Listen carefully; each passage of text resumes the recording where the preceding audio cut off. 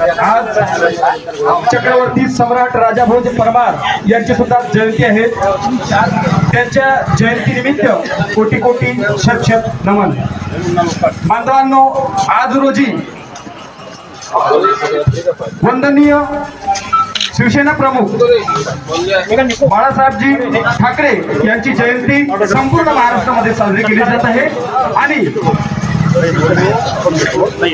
शिवसेनेचे सर्व पदाधिकारी अख्ख्या महाराष्ट्रामध्येच नव्हे तर मध्य प्रदेशमध्ये सुद्धा वंदनीय बाळासाहेब ठाकरे यांची जयंती साजरी करताना दिसून येत आहे आणि अनेक ठिकाणी हे आरोग्य तपासणी व रक्तदान शिबिर त्यांनी आयोजन केलेलं आहे।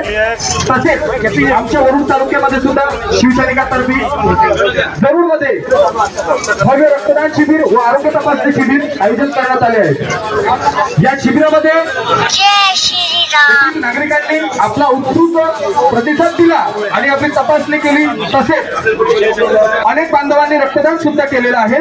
बांधवांनो, माझं आपल्याला एक आव्हान आहे की आपण जास्तीत जास्त प्रमाणात रक्तदान करायला पाहिजे, कारण वेळेच्या अभावी ज्यावेळी गरीब व गरजूवंत रुग्णांना रक्ताचा तुटवडा म्हणजे रक्ताची कमतरता पडते किंवा रक्ताची गरज भासते, त्यामुळे त्यांना सरकारी दवाखान्यामध्ये किंवा रक्ताकरिता समाज कार्यकर्ते समाज बांधवांजवळ जावं लागतं, रक्त देत नाही आणि मग तो फुकटात रक्त मिळायला पाहिजे।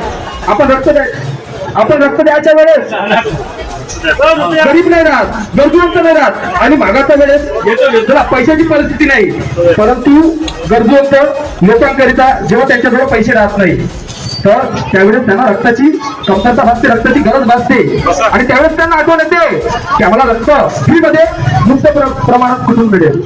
आता आपण जर रक्तदान करतोय, आपले आरोग्य चांगले आहे, आपल्या शरीरात रक्त आहे आणि रक्त दिलेलं कमी होत नाही, तरी आपण जास्तीत जास्त प्रमाणात रक्त द्यायला पाहिजे आणि त्यानंतर आपण समाजसेवकाला रक्तासाठी बोलायला पाहिजे, दादा माझा पेशंट आहे किंवा माझी तब्येत खराब आहे, माझी आरोग्य बिघडले आहे, मला रक्ताची गरज आहे, त्यावेळी आपण रक्त मागू शकतो आणि आपल्याला पूर्णतः समाजसेवकावर टीका करण्याचा अधिकार